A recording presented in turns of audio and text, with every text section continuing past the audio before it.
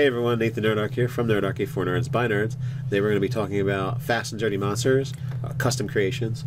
And with me I have... Dave. And Ryan.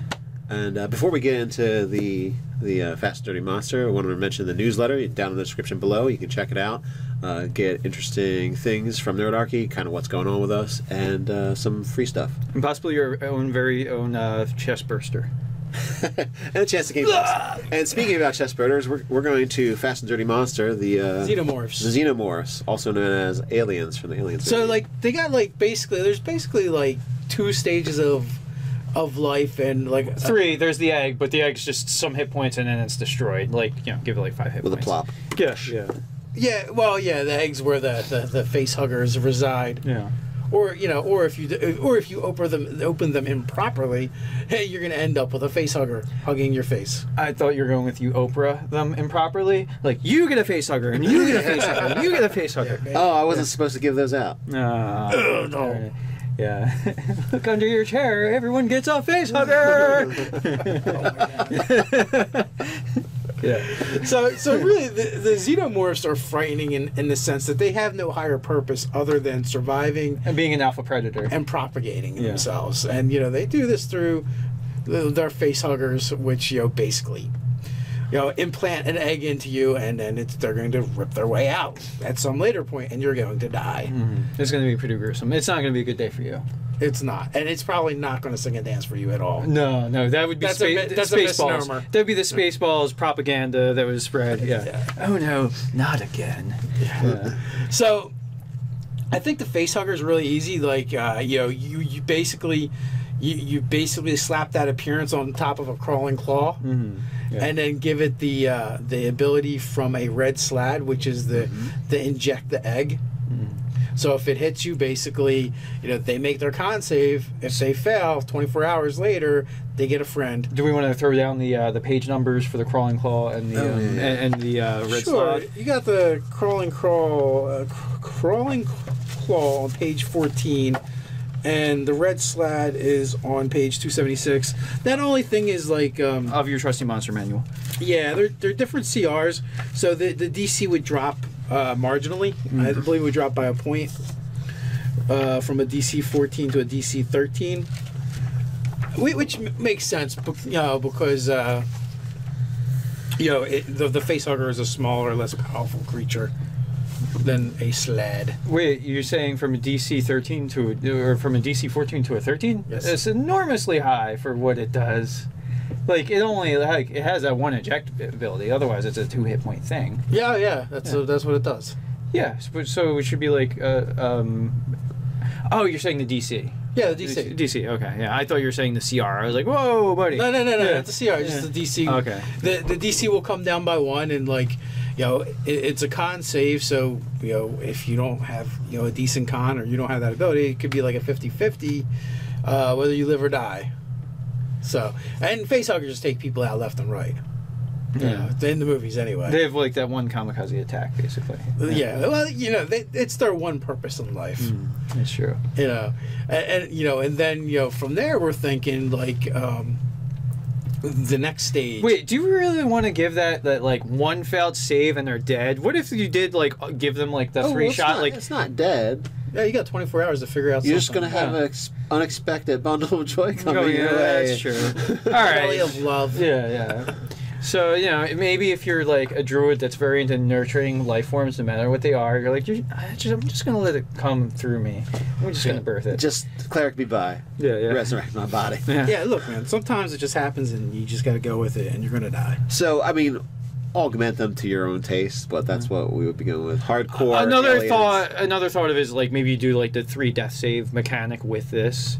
Yeah. It could be 3 failed saves. I don't know how the implantation works on the red slotty, so yeah, it's just something to maybe finish. So, well, I guess one of the things though is the red slad is actually an incubation of like 3 months. Yeah, where I feel like in the movies, like they incubate really fast. It's like 3 days or less, right? Yeah. So I would reduce it, and like the last day you just feel really sick.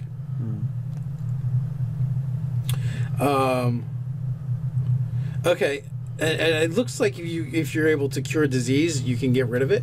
So I would definitely allow that as well. So like maybe you have an incubation of 3 days. The last day that character gets deathly ill.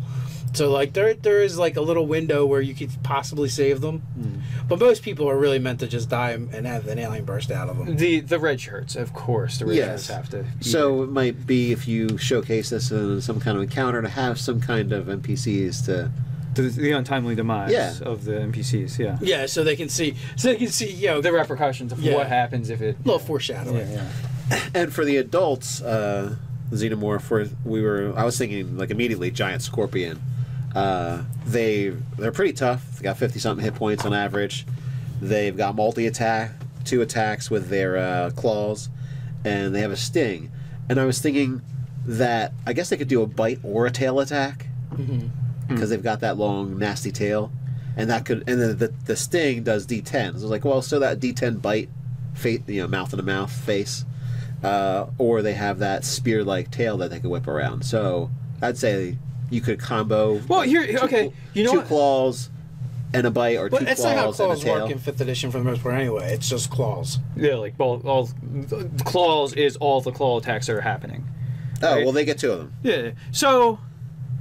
Well, no, like claws. The scorpion gets 3, makes 3 attacks, 2 with his claws and 1 with his sting. Okay, but okay. So we could say instead of 1 with a sting, say 1 with a bite or tail. Hear me out on this, right? Okay. So we were talking about removing the poison damage Yes. that would deal, and it just has an acid blood that you just take a d6 damage of acid. Yeah, kind of similar to the fire shield ability that when you strike the person that has fire shield on it, you take some kind of damage. Yeah, It would just be a flat d6 based on how bad you got splashed. So we've exceedingly nerfed its damage output with the sting, but it's the same CR, right? So what if we gave it an extra bite attack as well that's also a d10, because the damage output they have to still hit, and it's going to be another d10 versus they would have taken a crap ton of poison damage anyway. So I think that's more than fair to give it also a bite attack. Yeah, it's a pretty strong poison attack. Yeah, 4d10. I mean, so it's a CR3, and I feel like that actually rebalances it back to being a CR3 monster. What's the claw damage? D8.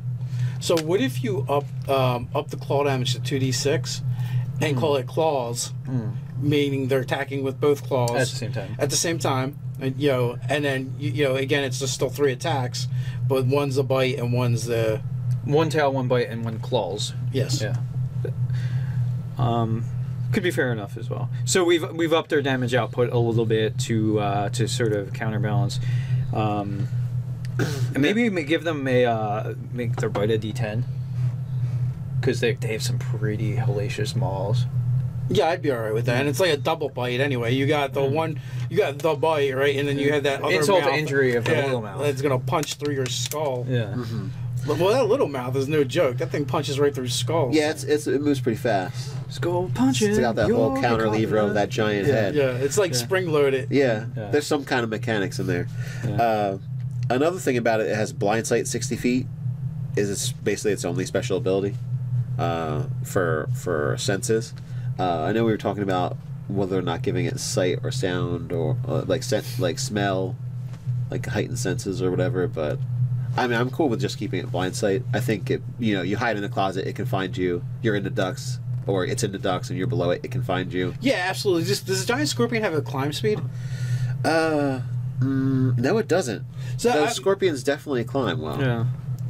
Maybe the giant one's not, because Maybe they're it's so just heavy. too freaking. They're so heavy. Yeah. So I would give these guys a climb speed, just because the aliens always seem to be climbing through ducts and stuff like that. Well, and also like clinging to walls, like I think they can use their tail as well for holding on to stuff. Not like a monkey, but it does seem prehensile, because they've grabbed people with it and stuff. Yeah. So that all works out nicely. And like later on in the movies, I don't know if it was like a weird, crazy experiment where they're gene splicing with these things, or if it was an ability of the Xenomorphs themselves where they actually like started taking on traits of the hosts that they would use. So you could easily look at the troll ability, where they basically have the ability to mimic things that they've used as a food source or whatever, and use that for a little bit of inspiration. Yeah, use that as if your host did this thing like swim underwater or whatever, or had breathe underwater capability, then you get that as well. Similar to the troll. I feel like I've even seen scenes of like of the Xenomorphs swimming, because I remember like their tail like swishing back and forth as like they went through water. Yeah, absolutely. So like they're pretty ATV, you know, like as far as monsters. I think with that, was it that the standard alien everyone thinks about when they think of the alien was the alien that you get from a human? Yeah, because that's what that's what they're eating. Yeah, that's what they were. That's what they were, implanting in. It's a pretty robust franchise too. You know. Yeah. So there's a lot of books, comic books. There's a lot of stuff. Like 6 different movies. It's no Star Wars, but there's a lot of stuff in it. Yeah. So, what was I going to say about these guys as well? Oh, they have a speed of 40, so they're scary fast without even running. Yeah, I mean, you could even just say like, maybe they have a climb and swim speed. Yeah. All across the board. And basically they can do everything but fly. Yeah. And then maybe there's a version that can fly. Because your GM hates you. There's a version that launches facehuggers at flying people. Yeah. Fake facehugger cannon. Nice. It's like a t-shirt cannon. Yeah. Only more disgusting. Yeah, so I don't know. Did we say the giant scorpion page? So I guess we should throw that out there, right? Oh, giant scorpion page is in the back at 327 in your monster manual. Yeah. So the only thing to add would be like if you're going to do a queen as well. Yeah. Which I feel like the queen is just a bigger version of the other ones. Yeah. Right. Yeah. For sure. Maybe some bump to strength and like less penalty to dex because it gets to be a larger version, but really a larger, nastier version. Yeah, more damage dice. More. I don't know about bump the hit the dex though because she was pretty quick. And nasty. Yeah, she was just nasty all the way around. Yeah. And she just gets stronger, faster, more intelligent, more AC because like thicker chitin probably. Yeah. So so it's just a nasty thing. What about using I know we didn't talk about this, but what about using a bone devil? They just look like they're supposed to. They just look like they should be an alien queen. Yeah, exactly. 140 something hit points. Got some damage immunities. Well, maybe you'll have to switch out the damage immunities, but deception, insight skills. Well, that is the one thing I would say that that our xenomorphs are probably either have resistance or immunity to acid. Yes. Yeah, since That's it's true. like their blood and shit. They just bleed it. Acid. It's what xenomorphs crave. Yeah. So that would probably be a good thing to add is that they're immune to their own acid blood. Or all acid. Maybe just immune or resistant to acid in general. Yeah. It's a good way to hose people with like the acid splash cantrip. And it'll also balance out the lack of poison. Yeah. A bit more as well. Mm-hmm. So xenomorphs, basically, in a nutshell, that's how I would do it. Just throw it in there and use a lot of descriptions and make it creepy. Yeah, make it creepy, flavor text. Maybe go watch some Aliens beforehand. Let us know in the comments below how would you do it. What do you think while you're at it? Like, share, and subscribe. You can check us out over at nerdrchy.com. And while you're there, you can check out the store. So until next time, stay nerdy, and cut need off.